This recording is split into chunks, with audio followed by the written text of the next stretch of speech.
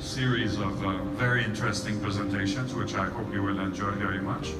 But through all of them, of course, one of the main themes has to do with artificial intelligence, and hopefully by the end of this session, our kind presenters will help us maybe demystify one common belief that we have, that we hear, where there's a certain group of people that think that artificial intelligence is very dangerous because over time it's going to take over all of our jobs and it's going to control us. While the other group, which I'm part of, really thinks that no, artificial intelligence is going to be a very powerful tool that's going to help us achieve or do our job better than we did. So, for those who may not know me, my name is André Lapierrière. I'm the Executive Director of the Global Open Data Initiative for Agriculture and Nutrition. If you want to hear more about this organization, of course I'll be here around, but I don't want to delay for any further, so I will start with Dr. Counsellor Lund, which is the Director of Innovation Norway in the Middle East. Please. Thank you very much, Andre, and thank you very much to the organizers for giving me a chance to talk about artificial intelligence in the aquaculture industry. Looking at the program, I think I'm the only presenter that is addressing the aquaculture or fish farming part of this, and the angle of my speech is, of course, how to use artificial intelligence. I'm from Norway. I'm a commercial counselor for the Norwegian embassy here, so I'd like to use Norway as an example of a... Please head towards the non-table area for a presentation of hydroponics indoor farming. 100% pesticides free, presented by John Winkler at 11 a.m. Thank you. Presenting Norway as an example of a country that has evolved due to our natural resources, our ability to resources, to one of the leading aquaculture countries in the world. I guess all of you know Norwegian salmon, and hopefully most of you have been eating Norwegian salmon. We are a small country, just to give you a backdrop, 5 million people, about the size of Oman, but we produce about 3.5 million tons of fish. We're the second largest exporter of seafood in the world, just next to China. And this our seafood export amounts, last year, to close to $12 billion US. So Norway is clearly a seafood nation, seafood producing nation. Becoming there has been an arduous road. We started aquaculture in the 60s, and we have developed the industry to what we believe a rather sustainable industry, not at least thanks to a close cooperation between government, industry, research, and it's very largely technology driven. Even now, we believe we have a quite mature industry. It's still largely R&D and technology driven. Not at least now also using the new methodologies in digitalization, automation, and machine learning, AI, which is the theme of this topic. But we do have continuous challenges. We are looking at serious challenges for expanding our industry, and we believe a lot of the solution there is also driven by new technology, AI, etc. The three main challenges we're looking at is, of course, lowering the operational cost, the labor cost.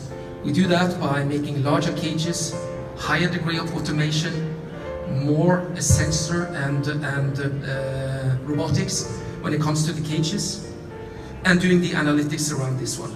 The example here, the Sea Farm 1, which is the world's largest cage.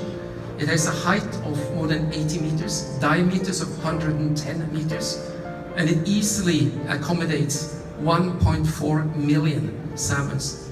This can be operated by 2 operators. 2 humans can operate this one.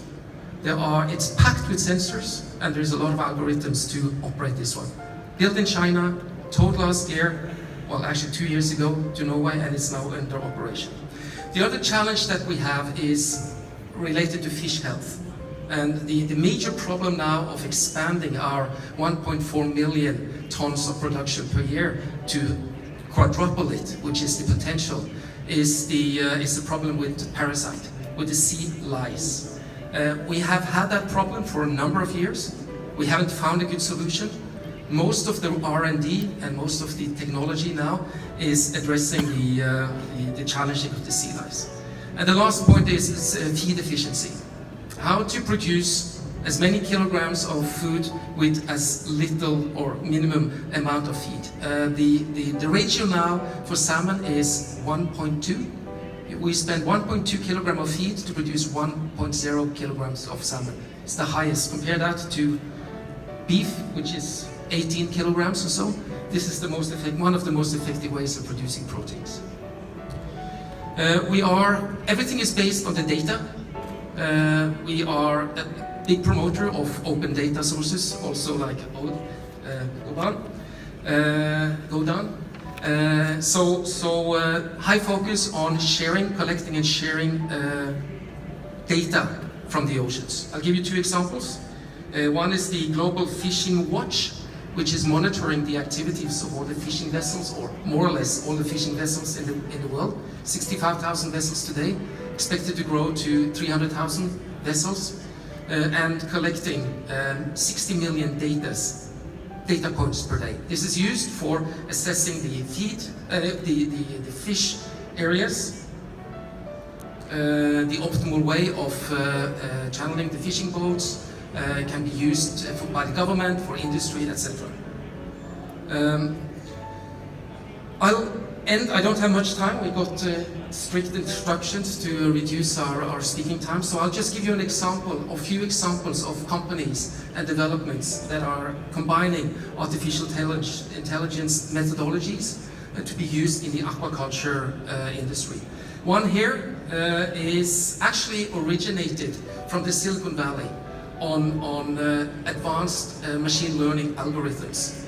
Combining that with a very advanced underwater vision technology is now being applied to be able to detect lice counting, which is one of the major problems I just mentioned for you. Biomass estimation in these huge cages. Appetite detection, basically monitoring or assessing the happiness of the fish.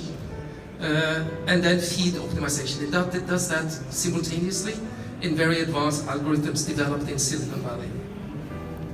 The other one is AquaCloud, which is more of a collaborative environment for fish farming companies to combine their knowledge of how to combat the challenges of sea lice, for example, and other things. It's using the IBM Watson platform or algorithm platform methodology to be able to collaboratively share information, and from there be able to predict how sea lice is developing and how sea lice problem can be combated.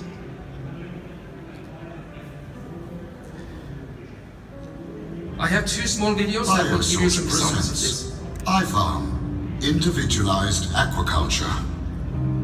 Advancing from group-based farming to an individualized approach is revolutionary in salmon farming. iFarm consists of a custom cage top, a V-shaped passage to the surface, and an iFarm sensor. Salmon naturally swim through the iFarm sensor as they rise to the surface in order to fill their swim bladders. The salmon then return below the cage top to feed.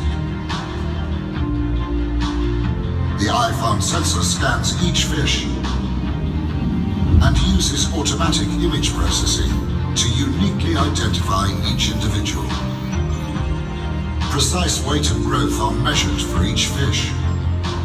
iFarm measures welfare indicators such as condition factor, injuries, and deformities. A number of symptoms are recognized, including loser fish, winter ulcer, discoloration, and other external symptoms. Sea lice are counted on the entire fish.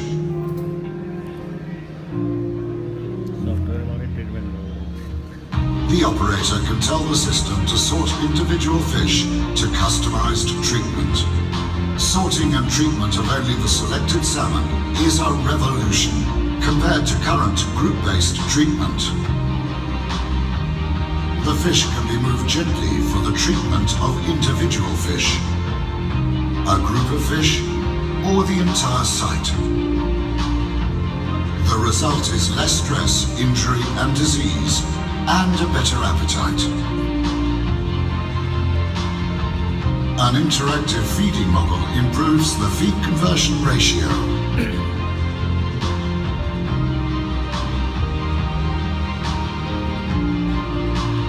iFarm can sort fish by weight and size. Fish above 5 kilograms can be sorted to a separate cage for processing. A warning system detects if fish are missing and makes immediate action possible. Fish with lice can be sorted out. And treatment is only applied to fish that do have lice. Biosort. I'm sorry, I cut it a bit short, but let's go for the second presentation.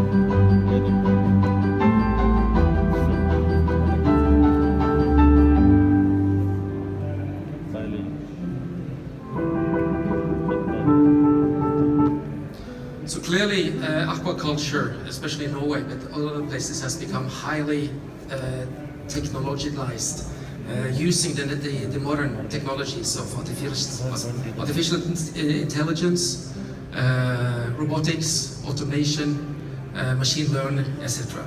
To learn more, I invite you all to come to Norway in August at the Aquanor Expo, which is one of the largest aquaculture exhibitions in the world, where you have a chance to see the very latest developments in this technology field.